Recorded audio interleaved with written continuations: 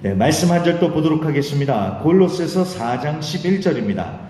골로새서 4장 11절 신약성경 328페이지에 있습니다. 골로새서 4장 11절입니다. 신약성경 328페이지 골로새서 4장 11절입니다. 봉독해 올리겠습니다. 유스도라 하는 예수도 너희에게 문안하느니라. 그들은 할레파이나 이들만은 하나님의 나라를 위하여 함께 역사하는 자들이니 이런 사람들이 나의 위로가 되었느니라. 아멘. 아멘. 자, 우리가 골로새서 끝 인사 부분을 계속해서 보고 있습니다. 바울팀이라고 할 수 있는 바울과 함께 했던 사람들을 우리가 한 사람 한 사람 보고 있지요. 그래서 두기고, 오네시모, 아리스다고, 마가, 그리고 오늘은 유스도라는 인물이 등장을 하고 있습니다.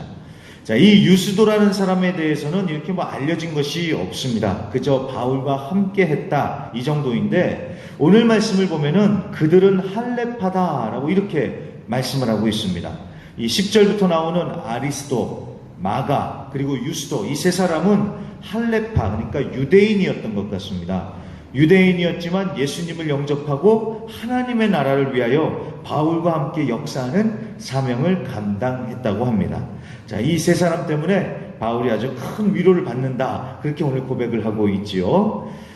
자, 이 유스도에 대해서는요, 뭔가 특별한 언급이 없는데, 그렇다는 것은 두 가지 가능성이 있을 것 같습니다. 첫째는 이 유스도라는 사람이 너무나도 잘 알려진 사람이라서 따로 설명이 필요 없다, 이렇게 볼 수도 있겠지만, 그것보다는요, 이 사람이 있는 듯 없는 듯 아마 조용히 섬기는 사람이었을 가능성이 큰 것 같습니다. 그러니까 대단하게 눈에 띄는 큰 일을 하는 것이 아니지만 성실하게 자기 자리를 지키며 섬기는 그런 사람이었던 것 같습니다. 그런데 이 사람을 통해서 바울은 큰 위로를 받았다, 그렇게 오늘 얘기를 하고 있죠. 저는 이 바울의 심정을 어느 정도 이해를 할 것 같습니다. 이 교회는 정말 여러 사람들이 모이지 않습니까? 교회는 활발하고 존재감을 확실히 드러내는 그런 분들이 있는가 하면은 정말 조용한 분들 많습니다. 그냥 보면은 시끌벅적한 분들이 일은 다 하는 것 같은데, 잘 보면 또 그렇지도 않습니다. 모두가 자기 스타일대로 열심히 섬기고 있는 것입니다. 그래서 드러나는 분들만 귀한 게 아니라 조용하게 이름도 없이 빛도 없이 섬기는 분들을 정말 우리가 귀하게 여겨야 합니다. 그리고 저는 예배의 자리를 지키시는 성도님들만 봐도요, 저는 정말 큰 위로가 됩니다. 이 특별하게 으쌰으쌰 하는 것은 아니지만, 이 새벽 기도에도 그렇고요, 수요 중보 기도에도 그렇고, 또 특히 주일 예배요. 이 주일을 빠지지 않으시고 예배 자리를 지키시는 성도님들이 정말 얼마나 귀한지 모르겠습니다. 새벽 기도도 그렇고, 수요 중보 기도에도 그렇고, 주일도 그렇고, 나오는 게 당연한 거잖아요. 그건 당연한 거잖아요. 그런데 당연하다고 해서 그게 쉽습니까? 그게 쉽습니까? 오늘 새벽 예배도 그렇습니다.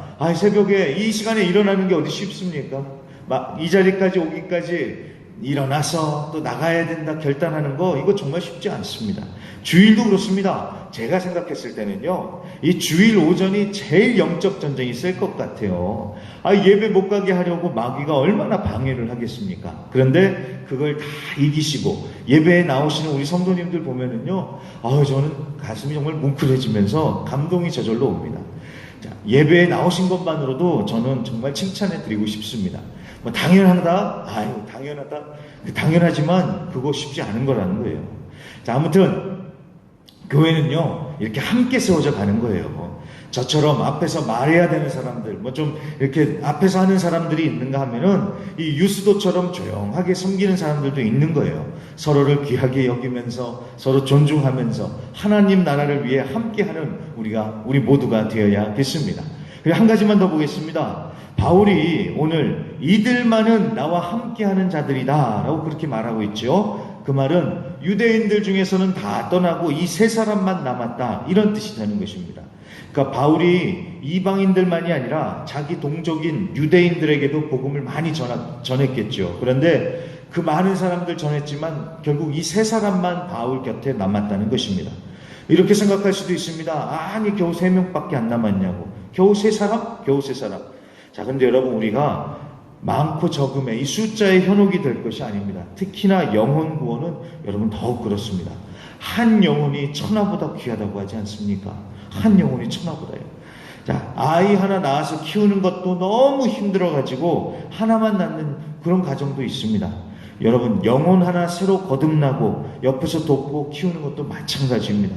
자, 예수 믿었다고 끝인가요? 교회 등록했다고 끝인가요? 그게 아니죠. 이제부터 예수님 닮아가고 교회의 일원이 돼서 이렇게 잘 적응할 수 있도록 돕고 키우는 것, 이거 다 옆에서 끌어줘야 되는 거잖아요.